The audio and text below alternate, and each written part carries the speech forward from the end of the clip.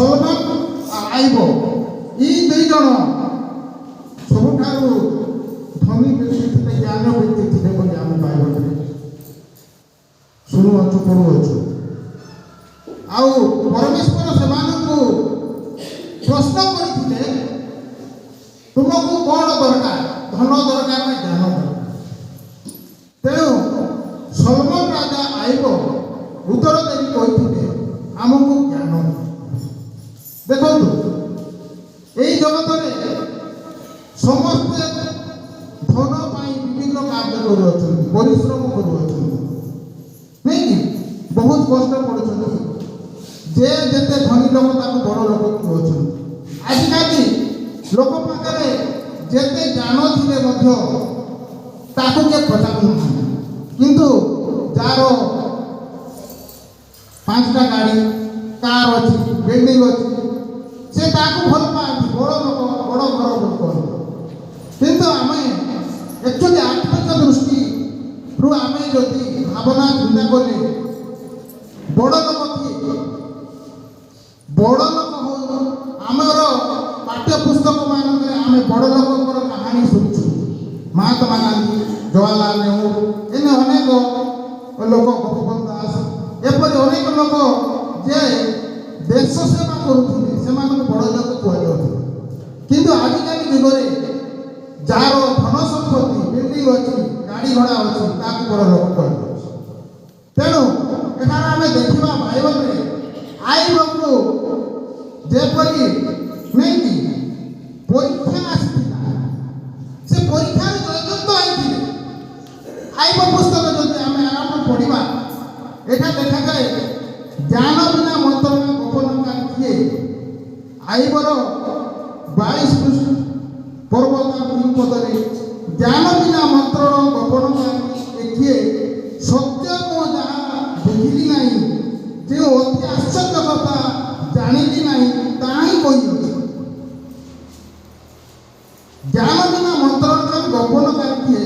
ସତ୍ୟ ମୁଁ ଯାହା ବୁଝିଲି ନାହିଁ, ଯେଉଁ ଅତି ଆଶ୍ଚର୍ଯ୍ୟ କଥା ଜାଣିଲି ତାହା ହିଁ କହିଅଛି।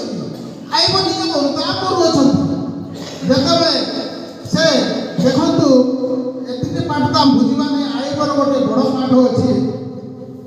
ଆଇବ ପୁସ୍ତକ ତାର 1 ପର୍ବ 7 ପଦରେ ଆମେ ଦେଖିବା, ଏଥିରେ ସଦାପ୍ରଭୁ ଶୈତାନକୁ କହିଲେ, ତୁମେ କେଉଁଠାରୁ ଆସିଲ?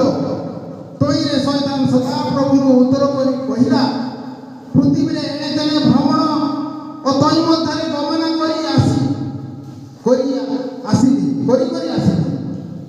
ତୁମ ସଦାପ୍ରଭୁ ଶୈତାନକୁ କହିଲେ, ତୁମେ କି ଆମର ଦାସ ଆଇବ ପ୍ରତି ମନ ଦେଇଅଛ? କାରଣ ତାହାର ସମାନ ସିଦ୍ଧ ଓ ସରଳ, ପରମେଶ୍ୱର ଭୟକାରୀ ଓ କୁକ୍ରିୟା ତ୍ୟାଗୀ ଲୋକ ପୃଥିବୀରେ କେହି ନାହିଁ। ଦେଖନ୍ତୁ, ଆଇବ ଜଣେ କୁକ୍ରିୟା ତ୍ୟାଗୀ ଲୋକ ଥିଲେ, ନାଇଁକି? ପ୍ରଭୁ କହୁଅଛନ୍ତି ଶୈତାନକୁ, ଶୈତାନ ଏଣେ ତେଣେ ଭ୍ରମଣ କରି ଆସିଲା ପରେ ସେ ଆଇବକୁ ପରୀକ୍ଷା କରିବା ପାଇଁ ଯାଉଅଛନ୍ତି। ପ୍ରଭୁଙ୍କ ଅନୁମତି ମାଗୁଅଛନ୍ତି, ମୁଁ ଆଇବକୁ ପରୀକ୍ଷା କରିବି। ତେଣୁ କ'ଣ କହିଲେ? ତେଣୁ ସଦାପ୍ରଭୁ ଶୈତାନ କହିଲେ, ତୁମେ କି ଆମର ଦାସ ଆଇବ ପ୍ରତି ମନ ଦେଉଅଛ? କାରଣ ତାହାର ସମାନ ସିଦ୍ଧ ଓ ସରଳ, ପରମେଶ୍ୱର ଭୟକାରୀ ଓ କୁକ୍ରିୟା ତ୍ୟାଗୀ ଲୋକ ପୃଥିବୀରେ କେହି ନାହିଁ। ତେବେ ଶୈତାନ ସଦାପ୍ରଭୁଙ୍କୁ ଉତ୍ତର କରି କହିଲା, ଆଇବ କ'ଣ ଅକାରଣରେ ପରମେଶ୍ୱରଙ୍କୁ ଭୟ କରୁଅଛି? ତୁମେ କ'ଣ ତାହାର ଚତୁର୍ଦିଗରେ, ପୁଣି ତାହାର ଗୃହର, ତାହାର ସର୍ବସ୍ତର ଚତୁର୍ଦିଗରେ ବାଡ଼ ଦେଇ ନାହଁ? ତୁମେ ତାହାର ହସ୍ତକୃତ କାର୍ଯ୍ୟରେ ଆଶୀର୍ବାଦ ଦେଇଅଛ, ଦେଶରେ ତାହାର ସମ୍ପତ୍ତି ବୃଦ୍ଧି ପାଇଅଛି। ଏଇଟା ଶୈତାନ କହୁଛି। ତୁମେ ତାହାକୁ କ'ଣ କହୁଛ ନା ଚତୁର୍ଦିଗରେ ବାଡ଼ ଦେଇନାହଁ। ଚତୁର୍ଦିଗରେ ବାଡ଼ ଦେଇନାହଁ, ନାଇଁକି? ତାକୁ ତୁମେ ଚତୁର୍ଦିଗରେ ବାଡ଼ ଦେଇନାହଁ। ଚତୁର୍ଦିଗର ଅର୍ଥ କ'ଣ? ଆମମାନଙ୍କର ଚାରିଆଡ଼େ। এইটা হচ্ছে কোন শয়তানর রাজ্য নাকি চতুর্দিক বলতো আমার শরীর প্রভু কেমনি বাস করନ୍ତି হৃদୟରେ আমার চতুর্দিক ହେଲା এটা হাত গোড় ନାଇଁ সাপ কামুড়ছি বতা হচ্ছে রোগ আসছে কুড়িয়া হচ্ছে চতুর্দিক আমার চারি পার্শ্বর পবন বাজুଛି কিন্তু ଆମର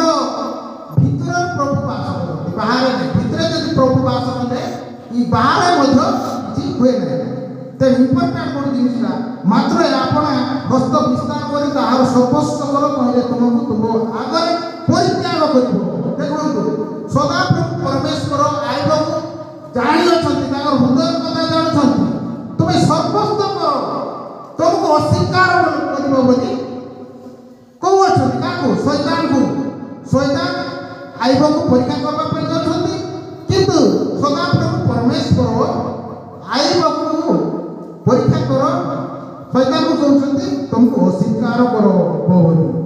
ସେଥିରେ ଆଉ ଗୋଟେ ଦେଖିବା ଆମେ ଆଇବର 2 ପର୍ବ ତାର 4 ପଦ 7 ପଦ 8 ପଦ ପଢ଼ନ୍ତୁ। ଟିକେ ପଢ଼ିଦିଅ, ପଢ଼ିଦେବି। କହିଲେ ଶୈତାନ ସଦାପ୍ରଭୁକୁ ଉତ୍ତର କରି କହିଲା, ଚର୍ମ ନିମନ୍ତେ ଚର୍ମ, ଆପଣ ପ୍ରାଣ ନିମନ୍ତେ ମଣିଷ ସର୍ବସ୍ୱ ଦେବ। ମଣିଷ ନେଇକି ଶୈତାନ କହୁଛି କାହାକୁ? ପ୍ରଭୁଙ୍କୁ। କହିଲେ ଶୈତାନ ସଦାପ୍ରଭୁ ଉତ୍ତର କରି କହିଲା, ଚର୍ମ ନିମନ୍ତେ ଚର୍ମ, ଆପଣ ପ୍ରାଣ ନିମନ୍ତେ ମଣିଷ ସର୍ବସ୍ୱ ଦେବ। ଦେଖନ୍ତୁ ଆମେ ପ୍ରାଣ ଭୟରେ କ'ଣ କରୁଛୁ? ସବୁ ଦେଉଛୁ। ଆମେ ଗୋଟେ ଉଦାହରଣ ଦେବି। ଗୋଟେ ଧନୀ ଲୋକ ଅଛି, ତାର ଘରେ ସୁନା ପାନା ଟଙ୍କା ଅଛି। ଚୋର ଗୋଟେ ପଶିଲା, ତୁଇଟା ଦେବୁ କି ନାହିଁ? ଗୋଟେ ପିସ୍ତଲ ଧରିଥିବ, ଛୁରୀ ଧରିଥିବ, ଚାବି ଦେ ଦେବ କି ନାହିଁ? ଚାବି ଧରି ଦେବ ନା ଦେବ ନାହିଁ? ପ୍ରାଣ ପାଇଲେ ଦେଲା ନାଇଁ କି? ଏଠି ଏ ଶୈତାନ ଆଇବ ପରୀକ୍ଷା କରୁଛି, ମୁଇଁ ତାକୁ ଦଣ୍ଡ ଦେବି, ଡରାଇବି, ହେଲେ ସେ ପ୍ରଭୁକୁ ଅସ୍ୱୀକାର କରିବ ବୋଲିକି କହୁଛି। କିଏ? ଶୈତାନ। ତାପରେ ଏତଦ୍ୱାରା ଶୈତାନ ସଦାପ୍ରଭୁଙ୍କ ସାମୁରୁ ବାହାରି ଯାଇ ଆଇବର ତଳିପାରୁ ମସ୍ତକ ପର୍ଯ୍ୟନ୍ତ ଜ୍ୱାଳାଜନକ ବିସ୍ଫୋଟକରେ ତାକୁ ଆଘାତ କଲା। ଏଣୁ ସେ ସର୍ବାଙ୍ଗ ଉଡ଼ାଇବା ପାଇଁ ଖଣ୍ଡେ ଖପରା ନେଲା ଏବଂ ସେ ଭସ୍ମ ମଧ୍ୟରେ ବସିଲା। କହିଲେ ତାହାର ବାଧ୍ୟତା କହିଲେ, ତୁମେ କି ଏ ଯାଏ ଆପଣ ସରଳତା ଦୃଢ଼ କରି ରଖୁଅଛ, ପରମେଶ୍ୱରକୁ ପରିତ୍ୟାଗ କର। ଦେଖ ତାର ସ୍ତ୍ରୀ କ'ଣ କରୁଛି? ପରମେଶ୍ୱରଙ୍କୁ ପରିତ୍ୟାଗ କର ବୋଲି କହୁଛି ନାଇଁ କି? ହେଲେ ସର୍ବପ୍ରଥମେ କେଉଁ ଲୋକକୁ ଶୈତାନ ପଠାଇଥିଲା ଜାଣିଛନ୍ତି ବାଇବଲରେ? ସ୍ତ୍ରୀଙ୍କୁ ହବାକୁ। ତେଣୁ ଆଇବର ସ୍ତ୍ରୀ ମଧ୍ୟ ଗୋଟେ ଶୈତାନ କଥାରେ ପଡ଼ିକରି ପରମେଶ୍ୱରଙ୍କୁ ପରିତ୍ୟାଗ କର ବୋଲି କହୁଛି ନାଇଁ କି? କ'ଣ କଲା ନା ସର୍ବାଙ୍ଗ କୁଣ୍ଡାଇ ହେଲା। ସର୍ବାଙ୍ଗ କୁଣ୍ଡାଇ ଏମିତି କୁଣ୍ଡାଇ ହେଲା, ଏମିତି କୁଣ୍ଡାଇ ହେଲା, ବାଇଡଙ୍କ ଭଳିଆ। ବାଇଡଙ୍କ ଯଦି ଆମେ ଲଗାଇଲେ କେମିତି କୁଣ୍ଡାଇ ହୁଏ? ଚାରିଆଡ଼େ ଏମିତି ବିସ୍ଫୋଟକ ବାହାରେ ନାଇଁ କି? ବିଦ୍ୟୁତରେ କେମିତି କୁଣ୍ଡାଇ ହୁଏ ଚାରିଆଡ଼େ। ତେଣୁ ସେ କ'ଣ କରୁଛି? ଗୋଟେ ଖପରା 32ଟା। ଖପରାର ଅର୍ଥ କ'ଣ? ଝିକରା କାଟିବି କହିବେ ଦେଶିଆ ଭାଷାରେ। ଖପରା ବୋଲେ ଆମର ଝିକରକି ବି ଖପରା ବୋଲି କହିବେ। କୁଣ୍ଡଉଥିଲେ ଆଗେ, ଆମେ ବି ସାଙ୍ଗେ ସାଙ୍ଗେ ବେଲେ କୁଣ୍ଡଉଥିଲୁ, ସେମିତି କୁଣ୍ଡେଇ ହେଉଛି। ଯୋନ୍ଦରା ନଡ଼ଗି ଯୋନ୍ଦରା ସଖୀ କ'ଣ କହିବେ ତାକୁ?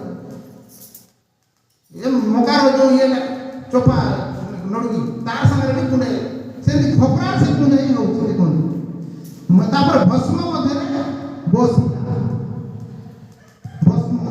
ଭସ୍ମ ବୋଲେ ଆମର ଯେଉଁ ଭସ୍ମ ଆମର ଲାକଡ଼ି କହିବେ, ହଁ ସେଟାର ମଧ୍ୟ କୁଣ୍ଡେଇ କମ୍ ହୁଏ। ଯଦି ବେଶୀ ପାଇଡ଼ ଯଦି ଲାକଡ଼ି ଜମିଲେ କୁଣ୍ଡେଇ ହୁଏ। ସେଥିପାଇଁ ଆମେ କୁଣ୍ଡାଇବା ଜିନିଷକୁ ହେଲେ ଲାକଡ଼ି ସହିତ ପିତା କାନ୍दा କହିବେ। ଆଉ କିଟା ଆମକୁ ଇଏ ଆମର ଲାକଡ଼ି କଲେ ଆମର କିଛିଟା ପାଉଁଶ ସହିତ ସିଝେଇ ଖାଉଥିଲେ। ତେଣୁ ସେ ମଧ୍ୟ ସେ ଭସ୍ମ ମସଲା ଆଉ କୁଣ୍ଡେଇ ହେଉଛି ନାଇଁ କି? ତାପରେ ଶୈତାନ ବେଶରେ ଆସି କହୁଛି, ସ୍ତ୍ରୀ ତମେ ଏତେ ହେଲା ପରେ ବି ପ୍ରଭୁକୁ ଧରିଛ, ଛାଡ଼ି ଦିଅ ପ୍ରଭୁକୁ ନାଇଁ। ତାପରେ କ'ଣ ହେଲା? ସେ ତାହାକୁ କହିଲା, ତୁମେ ଏକ ମୁଣାଖୁରୀ ପରି କଥା କହୁଅଛ। କ'ଣ ଆମେ ମାନେ କି ପରମେଶ୍ୱରଙ୍କ ହସ୍ତରୁ ମଙ୍ଗଳ ଗ୍ରହଣ କରିବା ଆଉ ମଙ୍ଗଳ ଗ୍ରହଣ କରିବା ନାହିଁ?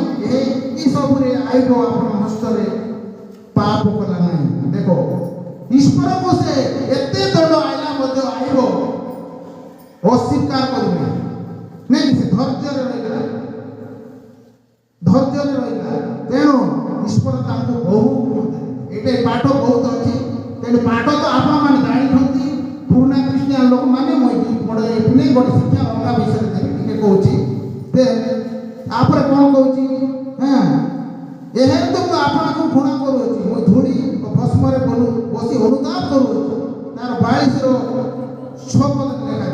ଆଇବର 22 ନେଇକି ମୁଁ ଧୂଳି ଓ ଭସ୍ମର ଅନୁତାପ କରୁଅଛି। ପ୍ରଭୁଙ୍କୁ ଆମେ ଅନୁତାପ କରୁଅଛୁ। କ'ଣ ପାଇଁ ଅନୁତାପ କରୁଛୁ?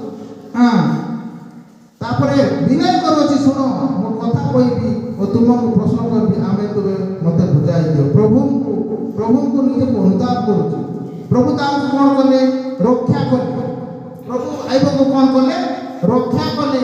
ତାପରେ ତାର ସ୍ତ୍ରୀ ମରିଗଲା, ମାଇକିଣା ମରିଗଲା, ଘର ଭୁଷୁଡ଼ିଗଲା। ତାର 3ଟା ମିତ୍ର ଆଇଲେ, ଆସିକରି ତାକୁ ସେବା କଲେ। ବାଇବଲ ଅନେକ ଅଛି, ବଡ଼ ପାଠଟା ଏଇଟା। ତେଣୁ ଆଇବ କେବେ ମଧ୍ୟ ଧୈର୍ଯ୍ୟ ହରାଇ ନାହିଁ।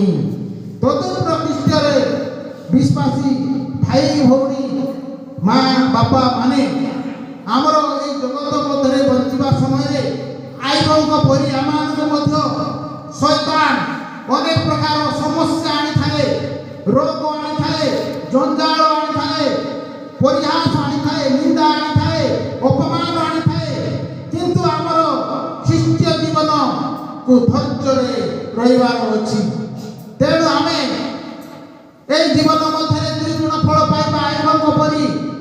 ତାଙ୍କର ସ୍ତ୍ରୀ ମରିଗଲେ, ତାଙ୍କର ପୁଅ ମରିଗଲେ, ଝିଅ ମରିଗଲେ, କିଏ ମଧ୍ୟ ଆଇବ ଈଶ୍ୱରକୁ ପରିତ୍ୟାଗ କରିନାହିଁ। ଆମେ ବିଚଳିତ ହେବା ନାହିଁ।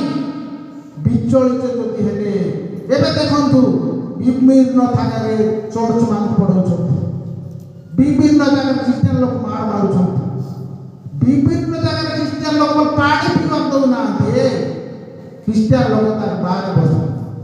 ଆମେ ଜଗତର ନୁହଁ, ସେଥିପାଇଁ ଆଜି ଜଗତ ଆମମାନଙ୍କୁ ଘୃଣା କରିଅଛି। କିନ୍ତୁ ଯୀଶୁ କହିଅଛନ୍ତି କ'ଣ? ସାହସ ଧର, ମୁଁ ଜଗତକୁ ଜୟ କରିଅଛି। ଈଶ୍ୱର କ'ଣ କଲେ? ଜଗତକୁ ଜୟ କଲେ, ମୃତ୍ୟୁକୁ ଜୟ କଲେ। ନାଇଁ 3 ଦିନ ମଲେ ଆଉ ମୃତ୍ୟୁଞ୍ଜୟ ହେଲେ, ଅର୍ଥାତ୍ ଜଗତକୁ ଜୟ କଲେ। ଆମେ ଯଦି ପ୍ରକୃତରେ ଖ୍ରୀଷ୍ଟଙ୍କର ଦାସ ହେଇଛୁ, ନିଶ୍ଚିତ ଭାବରେ ଆମେ ଜଗତକୁ ଜୟ କରିବା। ଜଗତକୁ ଜୟ କରିବା। ଆମେ ଜଗତକୁ ଜୟ କରିବା ଅର୍ଥ କ'ଣ? ଜଗତକୁ ଜୟ କରିବାର ଅର୍ଥ ହେଉଛି ଆମେ ପାପକୁ ବିନାଶ କରିବା। ପାପର ଅର୍ଥ ମୃତ୍ୟୁ। ବାଇବଲ କହେ ନାଇଁ କି এই ଜଗତକୁ ଜୟ କରିବାର ଅର୍ଥ ହେଉଛି ପାପକୁ ବିନାଶ କରିବା। এই ଜଗତରେ ହିଁ ଆମମାନଙ୍କର ପାପ, ଆମମାନଙ୍କର ଶରୀର ମଧ୍ୟରେ ପାପ, କିନ୍ତୁ ଆତ୍ମା ମଧ୍ୟରେ ପାପ ନୁହଁ। ଆତ୍ମାରେ ପାପ ଅଛି କି ନାହିଁ? ଆମକୁ ଆଇବ କୋଉଠି ଯନ୍ତ୍ରଣା ହେଲା? ତା ଶରୀର ମଧ୍ୟରେ ହେଇଥିଲା, ତାର ହାତ ଗୋଡ଼ ମଧ୍ୟରେ ହେଇଥିଲା, କୁଣ୍ଡାଇ ହେଇଥିଲା, ଶାରୀରିକ ମଧ୍ୟରେ ହେଇଥିଲା, କିନ୍ତୁ ଆତ୍ମା ମଧ୍ୟରେ ହେଇନଥିଲା। ତେଣୁ ଆମମାନଙ୍କର ଆତ୍ମାକୁ ସୁଦୃଢ଼ କରିବାକୁ ପଡ଼ିବ, ବଳିଷ୍ଠ କରିବାକୁ ପଡ଼ିବ। ଆମର ଶରୀରକୁ ବଳିଷ୍ଠ କଲେ ହେବ ନାହିଁ। ଭାତ ମାଂସ ମଦ ଖାଇକରି ବ୍ୟାୟାମ କରିକରି ଶରୀରକୁ ମଜବୁତ କରିବା, ଯୋଦ୍ଧା କଲେ ହେବ ନାହିଁ। ଆମର କ'ଣ? ଆମର ଆତ୍ମାକୁ ମଧ୍ୟ ଯୋଦ୍ଧା କରବାର ଅଛି। ଆମର ଆତ୍ମା କାହାର? ଈଶ୍ୱରଙ୍କର ଦେଇଥିବା ଗୋଟିଏ ଆତ୍ମା। ଆମର ଆତ୍ମା ପ୍ରଭୁଙ୍କର ଆତ୍ମା ସହିତ ଯୋଡ଼ି ଅଛି। ସେଇ ଆତ୍ମାକୁ ଆମେ ଜଡ଼ିତ କରିବାର ଅଛି। ତେବେ ଆଇବଙ୍କ ପରି ଆମେ ଜୟଯୁକ୍ତ ହେବ। ତେଣୁ ପାପର ବେତନ ମୃତ୍ୟୁ କୋଉଠି ଲେଖା ହେଇଛି? ରୋମିଓ 6:23 ଲେଖା ହେଇଛି। ପାପର ବେତନ ମୃତ୍ୟୁ, କିନ୍ତୁ ଈଶ୍ୱରଙ୍କର ଦାନ ଅନୁଗ୍ରହରେ ଆମମାନଙ୍କର ଅନନ୍ତ ଜୀବନ ନାଇଁ କି? ତାଙ୍କର ତେଣୁ ଆମମାନଙ୍କର ପାପ କହିଲେ କ'ଣ? ସର୍ବପ୍ରଥମେ ମୁଁ ଟିକେ ପାଠ କରୁଛି। ପାପ କହିଲେ କ'ଣ? କାହାକୁ ପାପ କୁହାଯାଏ? ଆଜିର ପାଠରେ ଆଜିର ପାଠରେ ପାପର ଅର୍ଥ କ'ଣ? ତେଣୁ ଆଇବଟା ଏତିକି ଥାଉରେ ମୁଁ ଟିକେ ଆଉ ସେ ପାଠ ପଢ଼ିଲେ ସବୁ କହିବାର ଅଛି। ତେଣୁ ଅଲଗା ବିଷୟରେ କହୁଛି। ବାଇବଲ ଅନୁସାରେ ପାପର ଅର୍ଥ ହେଉଛି ବ୍ୟବସ୍ଥା ଲୋକ ନାହିଁ ପାପ। ବ୍ୟବସ୍ଥା ଆମମାନଙ୍କର ଖ୍ରୀଷ୍ଟିଆନ ଲୁଥରାନ ମଣ୍ଡଳୀରେ 10ଟି ଆଜ୍ଞା ଅଛି, 10ଟି ଆଜ୍ଞା। କିନ୍ତୁ ବ୍ୟବସ୍ଥା କ୍ରିୟା କରିବା ଦ୍ୱାରା ମନୁଷ୍ୟ ଧାର୍ମିକ ହୁଏ ନାହିଁ ବୋଲି ଲେଖା ହେଇଛି ବାଇବଲ। ବିଶ୍ୱାସ ଦ୍ୱାରା ଧାର୍ମିକ ହୁଏ ବୋଲି ଲେଖାଯାଇଛି। କୌଣସି ଲୋକ ବ୍ୟବସ୍ଥା ଆମେ ପାଳନ କରିପାରିବା ନାହିଁ। 10ଟି ଆଜ୍ଞା ଆପଣ ପାଳନ କରୁଛନ୍ତି କି ନାହିଁ? ପାଳନ କର। ଆମ କଥାରେ କ୍ରିୟାରେ ଭାବନାରେ ଚିନ୍ତାରେ ଅନେକ ପ୍ରକାର ପାପ କରୁଛୁ। ଆମେ ହେଉଛୁ ପାପ। ଆମେ ସମସ୍ତେ ପାପ ହେଇଛୁ ଈଶ୍ୱରଙ୍କର ଗୌରବ ଦେବା ପାଇଁ। ତେବେ ବ୍ୟବସ୍ଥା ଲଙ୍ଘନ ପାପ। 1 ଜହନ ତାର 3 ପର୍ବ 4 ପଦରେ ଲେଖାଯାଏ। ଯେ କେହି ପାପ କରେ ସେ ବ୍ୟବସ୍ଥା ଲଙ୍ଘନ করে ବୋଲି ଲେଖାଯାଏ।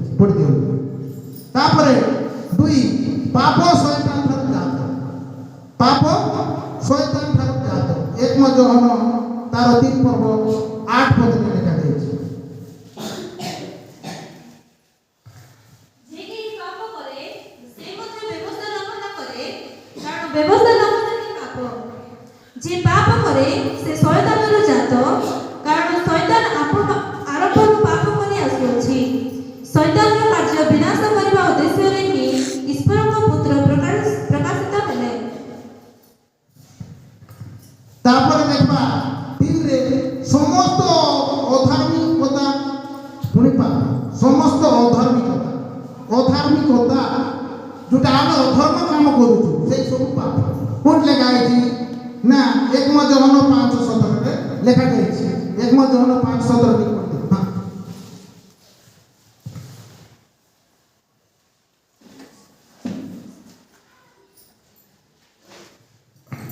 ସମସ୍ତ ଅଧର୍ମ ହିଁ ପାପ, କିନ୍ତୁ ଯାହା ମୃତ୍ୟୁଜନକ ନୁହେଁ ଏପରି ପାପ ଅଛି। ସତ୍କର୍ମ ଜାଣି ନ କରିବା ପାପ। ଯାଜକ 4:17 ଲେଖା ଯାଇଛି। ସତ୍କର୍ମ এটা ଗୋଟେ ଭଲ କାର୍ଯ୍ୟ, এটা ଉତ୍ତମ କାର୍ଯ୍ୟ, ଜାଣି ଯଦି ଆମେ ନ କରିବା ପାପ। ପ୍ରାର୍ଥନା କରବାଟା ଗୋଟେ ଭଲ ଜିନିଷ, ଆମେ ଜାଣି ନ କରବାଟା ପାପ ନାଇଁ କି? ଗୋଟେ ଭିକାରୀ ଯଦି ରାସ୍ତାରେ ପଡ଼ି ଅଛି ତାକୁ ଆମେ ଜାଣି ପଳାଇ ଯିବାଟା ନ ଉଠାଇବାଟା ସେଟା ଗୋଟେ ପାପ। ସତ୍ୟ କର୍ମକୁ ଜାଣିକରି ଯଦି ଆମେ ମିଥ୍ୟାରେ ପରିଣତ କରିବା ପାପ। ଯୋଉଟା ନ ଜାଣିକରି ଆମେ କରଲୁ ସେଟା କିଛି ନୁହଁ। ଆମେ ଯଦି ଚାଲି ଯାଉଛେ ଗୋଟେ ଜଣେ ଲୋକ ବସିଛି ଝୁଣ୍ଟା ହେଇଗଲା, ଗୋଡ଼ ଟିକେ ପାଟିଗଲା, ନ ଜାଣିକି ହେଇଗଲା, ଏଇଟା ଭୁଲ ନୁହଁ। କିନ୍ତୁ ଆମେ ଜାଣିକରି ତା ବସିଥିବ ଦେଖୁଥିବ ଯାଇକରି ଏମିତି ମାରବାଟା ସେ କ୍ଷମା ଦେବ କେମିତି? ନ ଜାଣିକରି ଗୋଟେ ଆମେ ଝୁଣ୍ଟା ମାରିଦେଲୁ ସେଟା ଭାଇ ଦେଖିଲି ନାଇଁ ସରି ପଳେଇବ। କିନ୍ତୁ ଜଣେ ବସିଛି ତା ସେଠି ଦେଖୁଛି ଯାଇକରି ପାଟିରେ ଗୋଟେ ଗୁପା ମାରବାଟା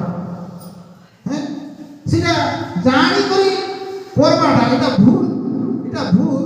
কিন্তু মু করুছি মানে জানি করে করবাটা সেটা হচ্ছে পাপ। জানি কাদরে লগাই হবাটা পাপ। জানি বিষ এটা তো বিষ মুই খাইদেবি মরব নেই মরব। তেণু ন জানি করবাটা সেটা প্রভু ক্ষমা দেবে ন জানি। তেণু আমার বিজাতীয় লোক মানে ভাই ভଉଣୀ ମାନେ ବାଇବଲ ବିଷୟରେ ଜାଣିଛନ୍ତି ଆଉ ସେମାନେ ପାପ ବି କରୁଛନ୍ତି।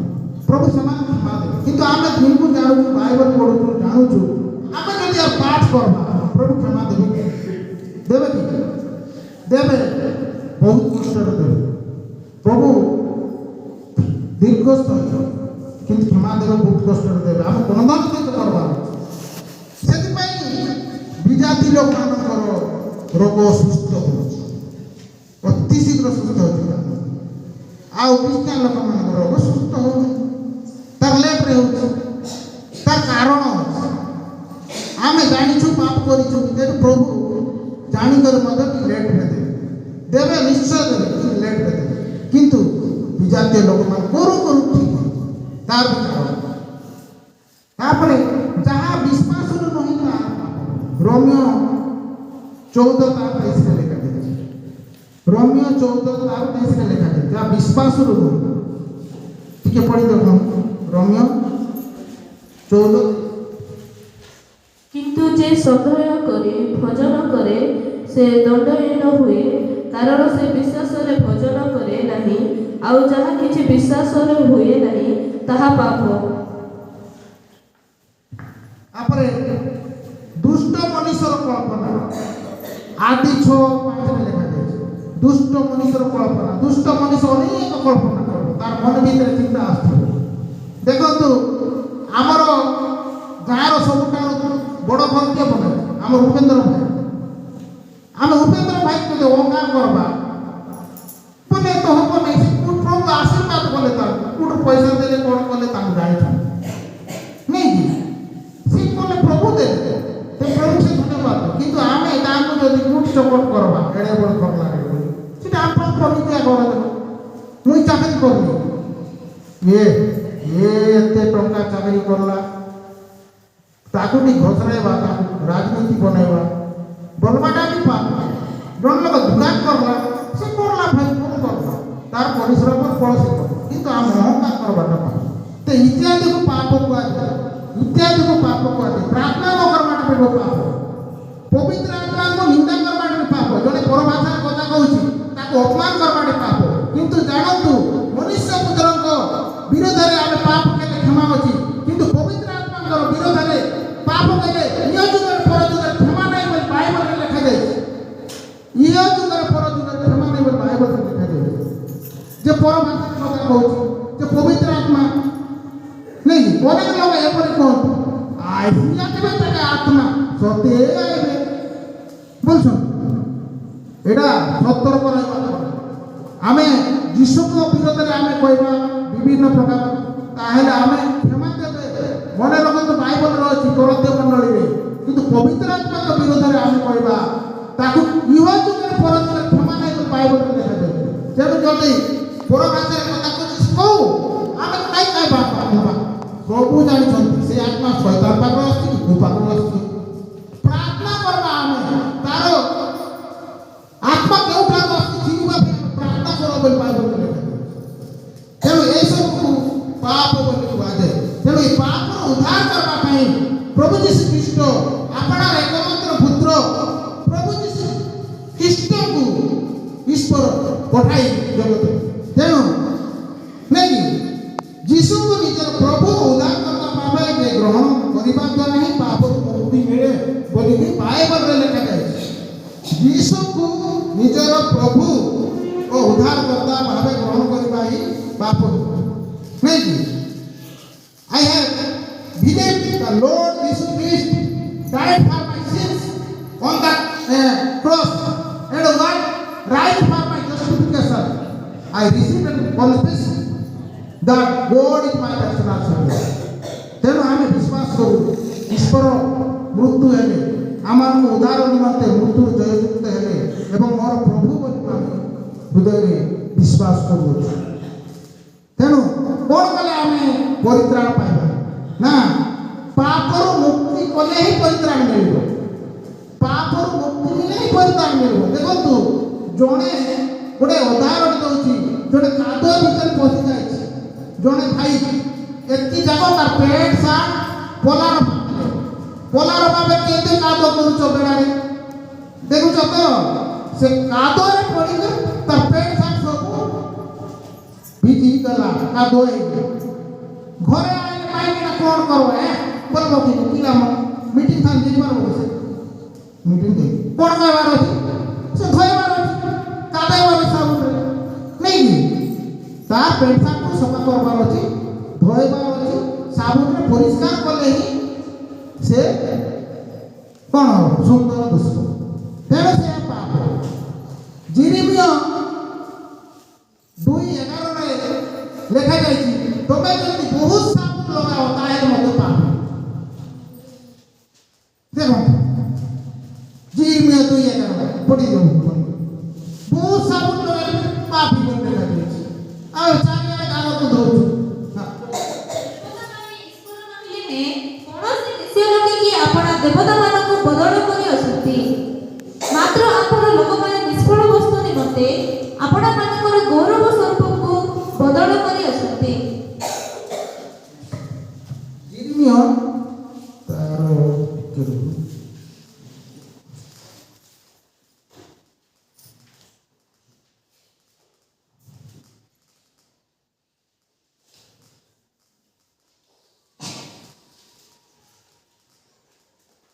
जिरमिया 2:22 पढ़ लोगे 2:22 जिरमिया 2:22 जिरमिया 2:11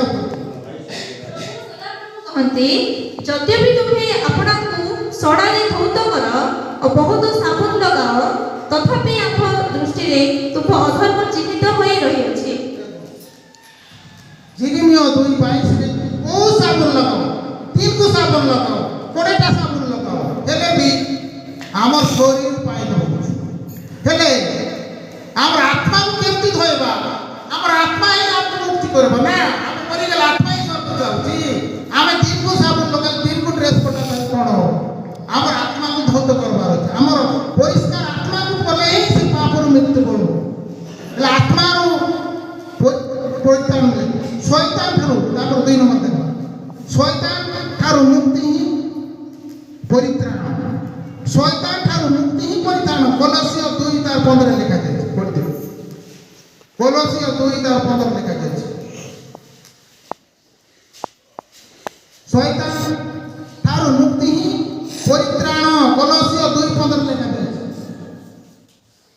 ସମସ୍ତ ଆଧିପତ୍ୟ ଓ କର୍ତ୍ତାପଣର ଅସ୍ତ୍ରଶସ୍ତ୍ର ଛଡ଼ାଇ ପ୍ରକାଶରେ ସେମାନଙ୍କ ଦର୍ଶନ ପୂର୍ବକ କୃଷରେ ବିଜୟ ଯାତ୍ରା କରିଅଛନ୍ତି।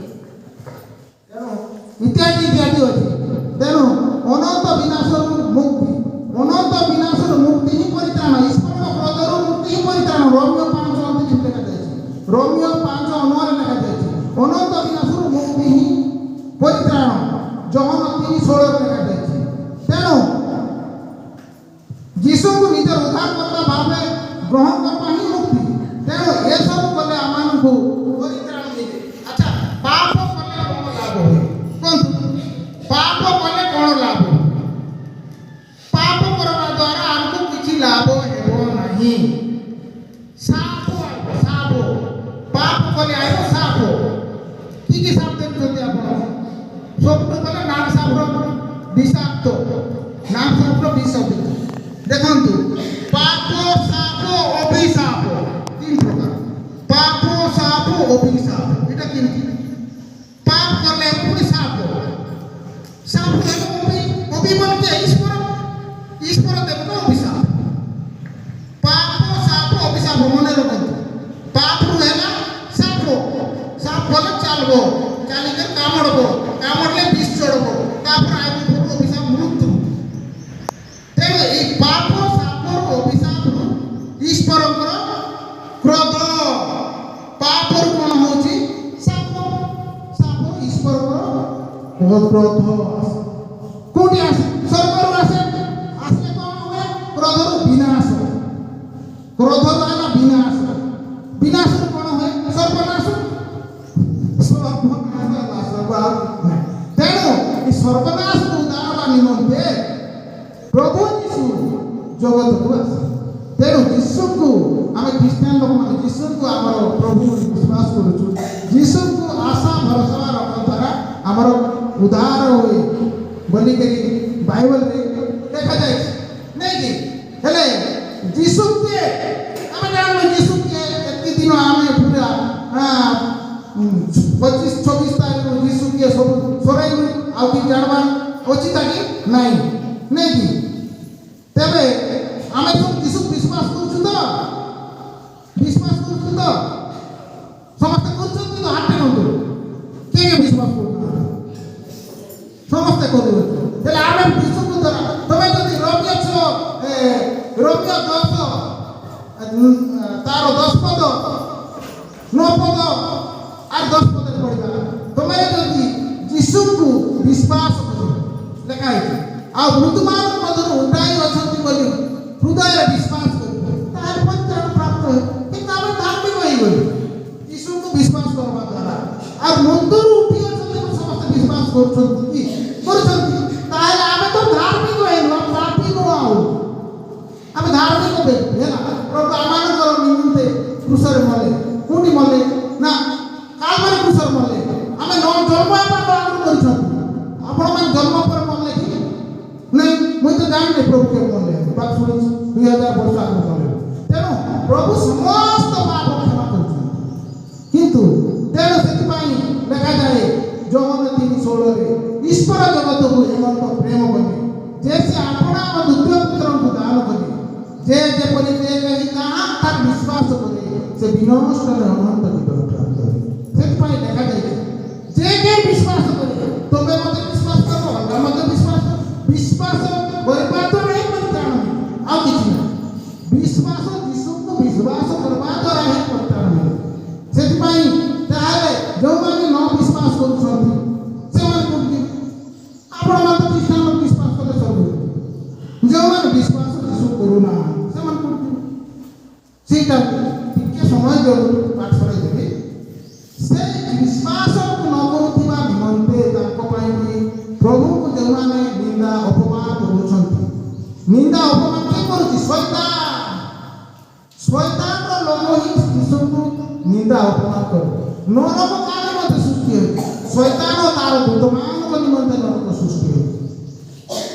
ଶୈତାନ ତାର ଦୂତମାନଙ୍କ ନିମନ୍ତେ ନରକ ସୃଷ୍ଟି ହୋଇଛି। କିନ୍ତୁ ବିଶ୍ୱାସ ବିଶ୍ୱାସୀ ଶୈତାନ ଯେତେବେଳେ ନିଜକୁ ଗର୍ବ ଅନୁଭବ କଲା ସ୍ୱର୍ଗରୁ ବିତାଡ଼ିତ ହେଲା ସେ ଦୂତମାନଙ୍କ ମଧ୍ୟରେ ନେଇକି ଲୁସିଫର ଗାବ୍ରିଏଲ ଦୂତ ସହିତ ଯେତେବେଳେ ସେମାନେ ଧସ୍ତାଧସ୍ତି ହେଲେ ସ୍ୱର୍ଗର କଥା ତାପରେ ଗାବ୍ରିଏଲ ଦୂତ ସେମାନଙ୍କୁ ଯୁଦ୍ଧ କରି ସ୍ୱର୍ଗରୁ ବିତାଡ଼ିତ କଲେ କଲାରୁ ସେ ଶୈତାନ ପୃଥିବୀକୁ ଆସିଲା ଆସିକରି ତେଣୁ ପ୍ରଭୁଙ୍କର ଯେଉଁ ଦାସ ସତ ଫଳର ବୃକ୍ଷ ଖାଇବ ନାହିଁ ବୋଲି ଖାଇଥିଲା ସେଇ ବୃକ୍ଷ ଖାଇଲା ତାପରେ ଅମୃତ ବୃକ୍ଷରୁ ନ ଖାଇଲେ ସେଥିପାଇଁ ଆଦମ ହବାକୁ ବାହାର କରିଦେଲେ ଏ ଶୈତାନ ସେମିତି କରୁଥିଲା ତେଣୁ ଏବେ ଦେଖିଲୁ ଆମେ ଆଇବ ମଧ୍ୟ ସେ ଶୈତାନ ଜ୍ଞାନୀକୁ କହିଲା ତୁମେ ଅସ୍ୱୀକାର କର ଦେଖ ଶୈତାନ ତେଣୁ ଶୈତାନକୁ ଆମେ ଦେଖିନୁ କିନ୍ତୁ ଆମକୁ ଅଜଣାତାରେ ସେ ଆମକୁ ପରୀକ୍ଷା କରେ ଶୈତାନକୁ ଆପଣ ଦେଖିଛନ୍ତି କେତେ ଲାଞ୍ଜ ଅଛି ଶୈତାନ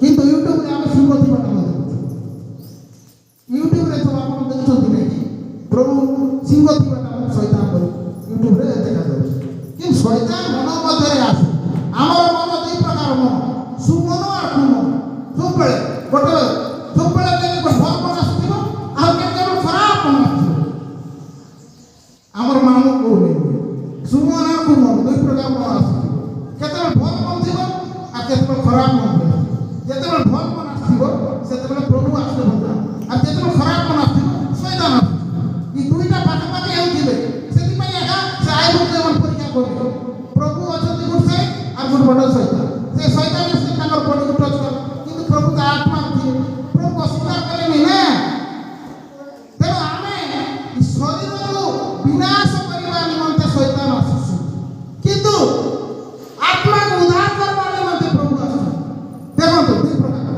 ଶରୀରକୁ ବିନାଶ କରିବା ନିମନ୍ତେ ଶୈତାନ ଆସୁଛି ଆମର ଶରୀରକୁ ବଡ଼ିକୁ କିନ୍ତୁ ଆତ୍ମାକୁ ରକ୍ଷା କରିବା ନିମନ୍ତେ ମଣିଷର ଆତ୍ମାକୁ ରକ୍ଷା କରିବା ନିମନ୍ତେ ପ୍ରଭୁ ଆସୁଛନ୍ତି ଦେଖ what is the difference of this message ତେଣୁ ଆମେ ଶରୀରକୁ ଏତେ ଧ୍ୟାନ ଦେବା ନାହିଁ ଶରୀରକୁ ଆମେ ଏତେ ଧ୍ୟାନ ଦେବା ନାହିଁ କାହାକୁ ଏତେ ଧ୍ୟାନ ଦେବା ଆତ୍ମାକୁ ଧ୍ୟାନ ଦେବା ଆମର ଆତ୍ମାକୁ ସ୍ୱର୍ଗକୁ ଯିବ ତେଣୁ ଆତ୍ମାକୁ ପ୍ରଭୁ ମରଲା ପରେ ନରକକୁ ପଠାଇବେ କୋଉଟା ନରକ ନା ନରକ କହିଲେ ଏକ ଦଣ୍ଡ ବା ଯନ୍ତ୍ରଣା ସ୍ଥାନ ଯାହା ଅନନ୍ତ ଅଟେ ସଦାକାଳ ଅଟେ ଦେଖ ନରକ କହିଲେ କ'ଣ ନରକ ଏକ ଦଣ୍ଡ ବା ଯନ୍ତ୍ରଣା ସ୍ଥାନ ସଦାକାଳ ଲୁକ ତାର 16-23 ଲେଖାଯାଏ ମାଥ୍ୟୁ ତାର 25-46 ଲେଖାଯାଏ ଟିଭିର କରି ତାପରେ ଏହା ଅଗ୍ନିର ଏକ ସ୍ଥାନ ଦେଖନ୍ତୁ ଅଗ୍ନିର ସ୍ଥାନ ମାଥ୍ୟୁ 13:22 ଲେଖାଯାଏ ପ୍ରକାଶିତ 14:10 ଲେଖାଯାଏ ଈଶ୍ୱରଙ୍କ ଉପସ୍ଥିତିରୁ ନିର୍ବାଚିତ ହେବା ଈଶ୍ୱରଙ୍କର ଉପସ୍ଥିତିରୁ ନିର୍ବାଚିତ ହେବା ମାନେ ଈଶ୍ୱରଙ୍କ ଠାରୁ ବାହାରେ ରହିବା ଈଶ୍ୱରଙ୍କ ସତ୍ତାଠାରୁ ଦୂରେଇ ଯିବା ଈଶ୍ୱରଙ୍କ ପ୍ରେମରୁ ଦୂରେଇ ଯିବା ସେଟା ହେଉଛି କିନ୍ତୁ ଆମେ ଯଦି ଯୀଶୁକୁ ବିଶ୍ୱାସ କରୁଛୁ ତାହେଲେ ନିଶ୍ଚୟ ସ୍ୱର୍ଗକୁ ହେଲେ ସ୍ୱର୍ଗ କହିଲେ କ'ଣ ଆମେ ଗଲୁ ଏସବୁ ନରକର କଥା ନାଇଁ କି ନରକର କଥା ଦନ୍ତର ମିଳିମିଳି ଯେଉଁଠାରେ ଅଗ୍ନି ଥିବ ପୋକମାନେ ଛୁପାଉଥିବେ ନାଇଁ କି ଇତ୍ୟାଦିକୁ କୁହାଯାଏ କିନ୍ତୁ ଗୋଟେ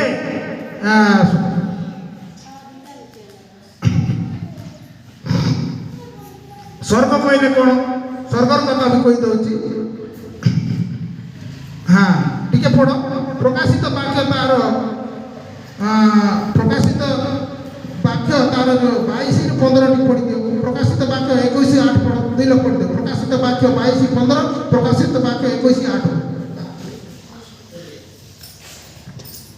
କିନ୍ତୁ ଯେଉଁମାନେ ଭୀରୁ ଅବିଶ୍ୱାସୀ ଘୃଣ୍ୟ କଳଙ୍କିତ ନରଘାତକ ବ୍ୟଭିଚାରୀ ମାୟାବୀ ଓ ପ୍ରତିମା ପୂଜକ ସେମାନେ ଓ ସମସ୍ତ ମିଥ୍ୟାବାଦୀ ଅଗ୍ନି ଓ ଗନ୍ଧକ ପ୍ରଜ୍ୱଳିତ ରୋଗରେ ଅଂଶ ପାଇବେ ଏହା ହିଁ ଦ୍ୱିତୀୟ ମୃତ୍ୟୁ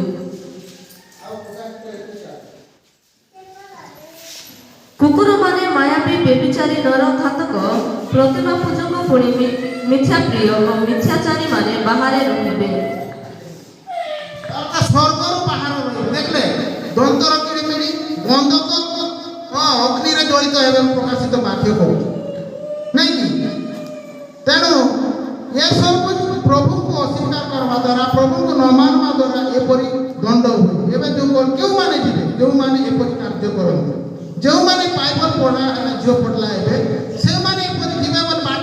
ଦେଉଛି ନାଇଁ କି?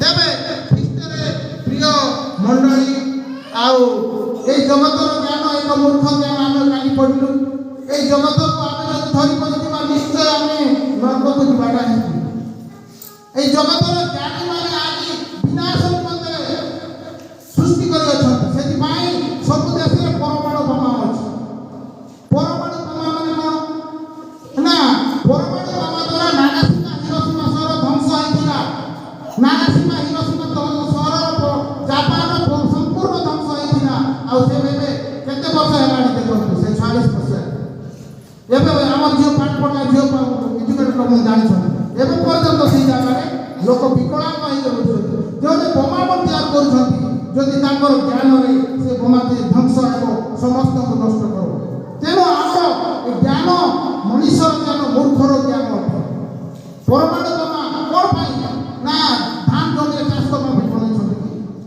ବିନାଶ କରିବା ପାଇଁ ଲୋକ ଡରାଇବା ପାଇଁ ତେବେ ଏଇଟା ଗୋଟେ ଜ୍ଞାନ ଗୋଟେ ଦେଶକୁ ଗୋଟେ ଦେଶ ମାରିବ ଏଇଟା କ'ଣ ଜ୍ଞାନ ତେଣୁ ଦିନ ଆସିବ ପରମାଣୁ ବୋମା ଫାଟିବ ଈଶ୍ୱରଙ୍କର କ୍ରୋଧ ପ୍ରକାଶିତ ହେବ ଆଉ ଈଶ୍ୱର କ'ଣ କରିବେ ମା ଧ୍ୱନି ସହିତ ସ୍ୱର୍ଗରୁ କ'ଣ କରିବେ ଅଗ୍ନି ଗ୍ରାସ କରିବେ ସେତେବେଳେ ଈଶ୍ୱରଙ୍କ ସ୍ୱର୍ଗରୁ ଯେଉଁ କ୍ରୋଧ ପ୍ରକାଶିତ ହେବ ସେ ଆମ ଦେଶରେ ଯେତେ ବି ପରମାଣୁ ବୋମା ଅଛି ଫାଟିଯିବ ସେତେବେଳେ ସମସ୍ତ ଜଗତ ଯୁଦ୍ଧରେ ଲାଗିଥିବେ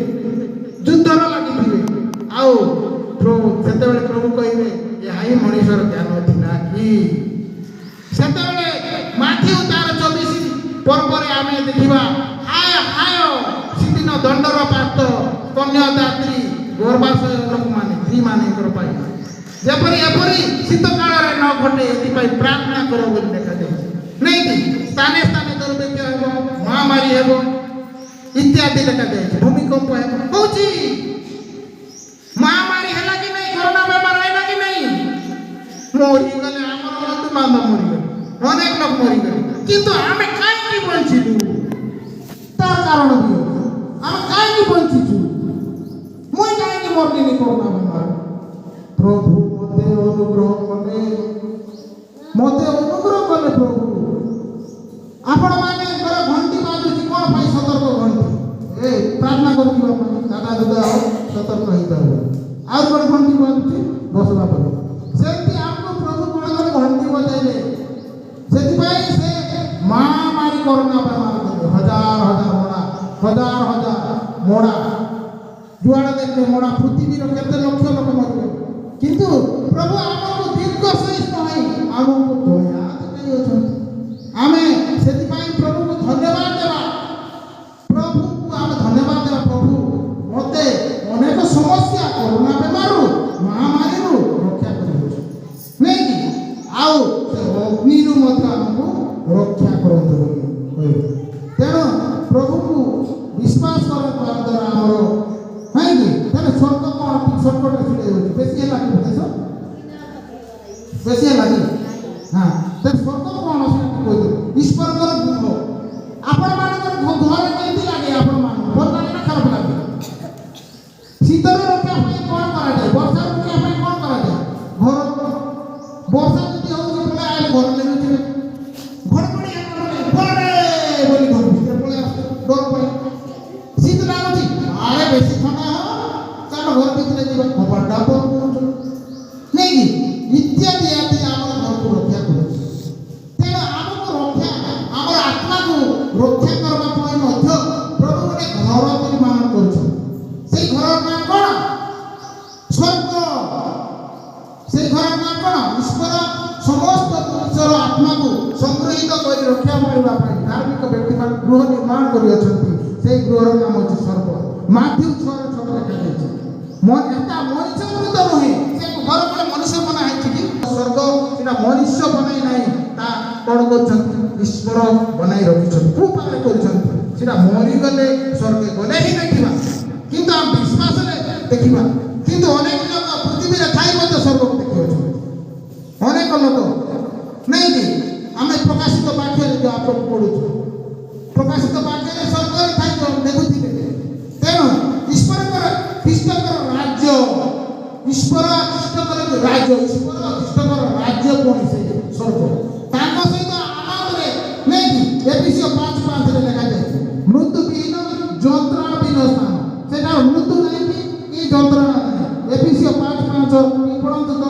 ଏକୋଇଶ ପାଞ୍ଚ ପାଞ୍ଚ ମୃତ୍ୟୁ ନାହିଁ ପୁଣି ଯନ୍ତ୍ରଣା ନାହିଁ।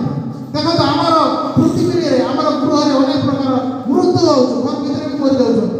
ହଁ, ଘରେ ଶୋଇଥିଲା ବେଳେ ସାପ କାମୁଡୁଛି, ଘର ଥିଲା ବେଳେ ରୋଗ ଆସୁଛି, କିନ୍ତୁ ସ୍ୱର୍ଗରେ ନାହିଁ ସାପ ନାହିଁ ମୃତ୍ୟୁ। ଦେଖ କାରଣ ତୁମେମାନେ ନିଶ୍ଚୟ ରୂପେ ଜାଣ ଯେ କୌଣସି ବ୍ୟଭିଚାରୀ ବା ଅଶୁଦ୍ଧାଚାରୀ ବ୍ୟକ୍ତି ବା ଲୋଭୀ ସେ ତ ଦେବ ପୂଜକ ଏମାନଙ୍କର ଖ୍ରୀଷ୍ଟ ଓ ଈଶ୍ୱରଙ୍କର ରାଜ୍ୟରେ ଅଧିକାର ନାହିଁ। ତେଣୁ ଏମାନେ ଈଶ୍ୱରଙ୍କ ରାଜ୍ୟର ଅଧିକାର ହେବେ, ବୁଝିଲେ କି? ତାପରେ ପ୍ରକାଶିତ 21 ମଧ୍ୟ 21ରେ ମଧ୍ୟ ପଢ଼ିଲୁ ଖୁଦା ତୃଷା ବିହୀନ ସ୍ଥାନ, ସେଠାରେ ଖାଇବାର ନାହିଁ କି ପିଇବାର ନାହିଁ। ଦେଖନ୍ତୁ ସେଟା ଖାଇବାର ନାହିଁ କି ପିଇବାର ନାହିଁ, ସ୍ୱର୍ଗ ଏମିତି ଜାଗା। ସେଟା ଈଶ୍ୱରଙ୍କ ସହିତ ସବୁବେଳେ ଆନନ୍ଦ, ସବୁବେଳେ ଆନନ୍ଦ, ନାହିଁ ମରଣ ନାହିଁ ଦୁଃଖ ନାହିଁ କ୍ଲେଶ। ଈଶ୍ୱରଙ୍କ ସହିତ ଆମେ ସେଥିପାଇଁ ଅବ୍ରାହମ ଯେତେବେଳେ ଲାଜର ମରିଯାଇଥିଲା ଅବ୍ରାହମ କୋଳରେ ଥିଲା, আর ধনী লোক দেখলা হে প্রভু মতে পটাই দিও মুই নরকরে নরবড় যোগ নিবে। অব্রাহম লাজারকে পটাই দিও, কোটে টপা মতে পানি দেউ কইলা কি? তেণু দণ্ড দেখন্তু কেতে, কিন্তু লাজার কোন করতিলা দিনে পৃথিবীরে কুকুর মানকর ওটা খাউতিলা বলে বাইবেল লেখা আছে, খনি মানক চাটুতিলা বলে লেখা আছে। সে স্বর্গ কিন্তু ভৌতি ব্যক্তি দিনକୁ କୁକୁଡ଼ା ଅଣ୍ଡା କୁକୁଡ଼ା ମାଂସ ଇତ୍ୟାଦି ଖାଉଥିଲା, ଦାମିକା ଡ୍ରେସ୍ ପିନ୍ଧୁଥିଲା, ପ୍ରଭୁକୁ ଜାଣିନଥିଲା, କିନ୍ତୁ ସେ ନରକକୁ ଦେଖନ୍ତୁ। ତେଣୁ ବାଇବଲ ଆମକୁ ଅନେକ ପ୍ରକାର ଉଦାହରଣ ଶିକ୍ଷା ଦେଇଥାଏ ସ୍ୱର୍ଗ ନରକ ଭିତରେ। ଆମେ ଜାଣିଛୁ, ଆମେ ଶୁଣୁଛୁ, ଦେଶକୁ ବିଶ୍ୱାସ ଦ୍ୱାରା, ବୁଝିଲେ କି? ଆଉ ଗୋଟେ 1954 ମସିହାରେ ରୁଷରେ ସୁପର ଡ୍ରିଲ୍ ବୋଲି ଗୋଟେ ଖୋଳା ହେଉଥିଲା, ସୁପର ଡ୍ରିଲ୍ 1954 ମସିହାରେ, ଜାଣିଛନ୍ତି କି? ନ୍ୟୁଜ୍ ବାହାରିଥିଲା। ମାଟି ତଳେ ଯେଉଁମାନେ ପାଠ ପଢ଼ିଛନ୍ତି ସେମାନେ ଜାଣୁଛନ୍ତି, ମାଟି ତଳେ ଉତ୍ତପ୍ତ ତରଳ ଲାଭା ଅଛି ବୋଲି ଆମେ ଜାଣିଛୁ। ମାଟି ତଳେ ଉତ୍ତପ୍ତ ରୁଷର ସୁପର ଡ୍ରିଲ୍ 6 କିଲୋମିଟର ପଡ଼ିଲା, ମାଟି ତଳେ 6 କିଲୋମିଟର କେତେ ଦେଖନ୍ତୁ ପରିଗୁମା ଭଳିଆ। ସେଠି ଖୋଳୁ ଖୋଳୁ ଖୋଳୁ ଖୋଳୁ ଖୋଳୁ ସେ ଭିତରେ ଚିତ୍କାର ଶୁଣାଗଲା, ଗରମ ଆଇଲା, ଲୋକମାନେ ଭାଁ ଭାଁ ଭାଁ ଦେବାଟା ଆରମ୍ଭ କଲେ। ତାପରେ ବାଧ୍ୟ ହେଇ ରୁଷର ସୁପର ଡ୍ରିଲ୍ ଖୋଳବାଟା ବୋର ଖୋଳବାଟା ବନ୍ଦ କରିଦେଲେ। ବୈଜ୍ଞାନିକମାନେ କହୁଛନ୍ତି ପ୍ରମାଣ ଦେଉଛି ନର୍କ ଅଛି ବୋଲି, କିନ୍ତୁ ବାଇବଲରେ ଲେଖା ନାହିଁ କୋଉଠି ନର୍କ ଅଛି କୋଉଠି ସ୍ୱର୍ଗ ଅଛି। ନର୍କ ନିଶ୍ଚୟ ଭାବରେ ଅଛି। সেই নরকর উদ্ধার নিমন্তে প্রভু যীশু জগতକୁ ଆସିଲେ। ତାଙ୍କର একমাত্র পুত্র ଯୀଶୁଙ୍କୁ, একমাত্র পুত্র ନୁହଁ, ଅନ୍ୟ ଅର୍ଥରେ ସେ ହିଁ ଈଶ୍ୱର ଯୀଶୁ ରୂପରେ ଆସିଲେ। କାହିଁକି? ଈଶ୍ୱର ଅଦୃଶ୍ୟ, ଆମେ ଦେଖିନୁ। ଈଶ୍ୱରଙ୍କୁ ଯେବେ ଦେଖିଲେ ଆମେ ରହିବା କି? ଈଶ୍ୱର ଦେଖିଛ? ତମେ ଈଶ୍ୱର ଦେଖିଛ କେବେ? ହସ୍ତ ଯେ ଈଶ୍ୱର ଦେଖିଛ କେବେ? ଦେଖିନ। ଆମେ ଈଶ୍ୱରକୁ ଦେଖି ନାହୁଁ, କିନ୍ତୁ ଯୀଶୁକୁ ବିଶ୍ୱାସ କରିବା ଦ୍ୱାରା ଆମେ ଈଶ୍ୱରକୁ ଦେଖୁଅଛୁ। ହେଲେ ଆପଣମାନେ ସୂର୍ଯ୍ୟକୁ ଦେଖିଛନ୍ତି କି? ସୂର୍ଯ୍ୟ ପାଖରେ ଗଲେ ଲୋକ ମରବେ କି ନା ବଞ୍ଚିବେ? ବଞ୍ଚିବେ କି ମରବେ? ମରବେ। କାହିଁକି ମରବେ? হ্যাঁ, হিট বেশি করবে। নিয়াকে ধরি পারবে কি? নিয়াকে ধরি পারবে, সূর্য নিয়াকে ধরবে, কিন্তু ଈଶ୍ୱର ସୂର୍ଯ୍ୟକୁ ତିଆରି କରୁଛନ୍ତି କେତେ ଗରମ, ତାହେଲେ ଈଶ୍ୱର କେତେ ଗରମ ହେଇନଥିବେ? ଈଶ୍ୱରକୁ ଆମେ ଯଦି ଦେଖିବା ପୋଡ଼ିଯିବ ଆମ ଶରୀର, ସାଙ୍ଗେ ସାଙ୍ଗେ ମରିଯିବ। ସେଥିପାଇଁ କ'ଣ ମଉସାଙ୍କୁ ଯେତେବେଳେ ସେ ମେଣ୍ଢା ମେଷ ଚଳାଉଥିଲେ କୋଉ ପର୍ବତରେ ଦେଖାଗଲା? ଗୋଟେ ଗଛରେ ଅଗ୍ନି ଲାଗିଥିଲା, ନାଇଁ କି? ମଉସା ତୁମର ପାଦୁକା କାଢ଼, ଆଉ ମୁଁ ତୁମର ଅବ୍ରାହମଙ୍କର ପରମେଶ୍ୱର ଇସାକଙ୍କର ପରମେଶ୍ୱର ଦେଖା ଦେଇଥିଲି। ଆମ ମଧ୍ୟରେ ମଧ୍ୟ ଈଶ୍ୱର ଦେଖା ଦେବେ। କେବେ ଦେଖା ଦେବେ? ଆମର ସମ୍ପୂର୍ଣ୍ଣ ବିଶ୍ୱାସ ଦ୍ୱାରା, ପ୍ରଭୁଙ୍କ ଦ୍ୱାରା କ୍ରନ୍ଧନ କରିବା ଦ୍ୱାରା, କାନ୍ଦିବା ଦ୍ୱାରା। ତେଣୁ ପ୍ରିୟ ଖ୍ରୀଷ୍ଟୀୟ ବିଶ୍ୱାସୀ ଭାଇ ଭଉଣୀମାନେ, ଆମେ ପ୍ରଭୁଙ୍କୁ ବିଶ୍ୱାସ କରୁଅଛୁ, ଆଉ ସେଇ ବିଶ୍ୱାସ ପ୍ରତ୍ୟେକ ଭାଇ ଭଉଣୀମାନଙ୍କୁ ହୃଦୟ ସ୍ପର୍ଶ କରୁ। ଆଉ ଶେଷ ଦିନେ ଆମେ ସମସ୍ତେ ଯେପରି ଆମେ ପୃଥିବୀରେ ଦିନେ ଛାଡ଼ିଯିବା, ଆଉ ସମସ୍ତେ ଯେପରି ସ୍ୱର୍ଗରେ ଗୋଟେ ଦିନ ସମସ୍ତେ ମିଳିତ ହେବା। ଆମର ମରଣ କେତେବେଳେ ଆମେ ଜାଣିନାହୁଁ, କିନ୍ତୁ ଈଶ୍ୱର ଯେତେ ଭାଇ ଓ ଭଉଣୀମାନେ ଖ୍ରୀଷ୍ଟ ବିଶ୍ୱାସମାନେ ମରିଯାଇଅଛୁ ଦିନେ ଗୋଟିଏ ଜାଗାରେ ଏକତ୍ରିତ ହେବା। ସେ ଏକତ୍ରିତ ହେବା ଜାଗା ହେଉଛି ସ୍ୱର୍ଗ। ନିଶ୍ଚୟ ହେବା, ଏହା ଗୋଟେ ବିଶ୍ୱାସ ରଖନ୍ତୁ, ଗୋଟେ ଏହା ଗୋଟେ ପ୍ରତିଜ୍ଞା କରନ୍ତୁ। କାହିଁକି ନରକର ଦଣ୍ଡକୁ ଅସହ୍ୟ ଅଟେ। ମୁଁ ମଧ୍ୟ ଆଶା କରୁ ସ୍ୱର୍ଗକୁ ସମସ୍ତେ ଯାଆନ୍ତୁ। ସେଥିପାଇଁ ଆଜି ସମସ୍ତେ ଆଜି ହାତ ଯୋଡ଼ି କୁହନ୍ତୁ, ପ୍ରଭୁ ମୋତେ ସ୍ୱର୍ଗକୁ ନିଅନ୍ତୁ। କୁହନ୍ତୁ, ପ୍ରଭୁ ମୋତେ ଆଜି ସ୍ୱର୍ଗକୁ ନେବା ପାଇଁ ବ୍ୟବସ୍ଥା କରନ୍ତୁ। ତାର ଅର୍ଥ ବିଶ୍ୱାସ ନାଇଁ। ମୋର ବାଟା ସ୍ୱର୍ଗ ନୁହଁ, ମୋର ବାଟା ତ ମୃତ୍ୟୁ। ନରକ ଅଛି ସ୍ୱର୍ଗର ଅର୍ଥ ଅନନ୍ତ ଜୀବନ। ହଁ, ତେଣୁ ମୁଁ ମଧ୍ୟ ମୃତ୍ୟୁ ପରେ ସ୍ୱର୍ଗକୁ ଯିବି, ଆପଣ ମଧ୍ୟ ଯିବେ, ସମସ୍ତେ ସ୍ୱର୍ଗକୁ ଯିବେ। ତେଣୁ ଆସନ୍ତୁ ମୁଁ ଗୋଟେ ସ୍ୱର୍ଗ ପ୍ରାର୍ଥନା କରିବି, ତାପରେ ମନ କରିବି। ଧନ୍ୟବାଦ ପିତା ପରମେଶ୍ୱର, ତୁମର ଗୌରବ ପ୍ରଶଂସା ହଉ ପ୍ରଭୁ। ତ ମହାନ ଅଟ ଯେତେବେଳେ ତୁମର ପ୍ରଭୁ ଦାସ ଦ୍ୱାରା ତୁମର ବାକ୍ୟ ବିତରଣ କରି ଶ୍ରୋତାମାନଙ୍କୁ ଚିତ୍ତଧାରା ଫିଟାଇଲ ପ୍ରଭୁ, ସେମାନଙ୍କୁ ବୁଝିବା ପାଇଁ ଜ୍ଞାନ ବୁଦ୍ଧି ଜ୍ଞାନ କଲ। ଏଥିପାଇଁ କୋଟି କୋଟି ଧନ୍ୟବାଦ ଜଣାଉଛି ପ୍ରଭୁ। ତାଙ୍କର ଯେପରି ତୁମର ବାକ୍ୟ ଦ୍ୱାରା ପଞ୍ଚାୟତ ଅନନ୍ତ ଜୀବନ ଆଶାରେ ରହିବେ, ଏଥିପାଇଁ ଯୀଶୁଙ୍କ ନାମରେ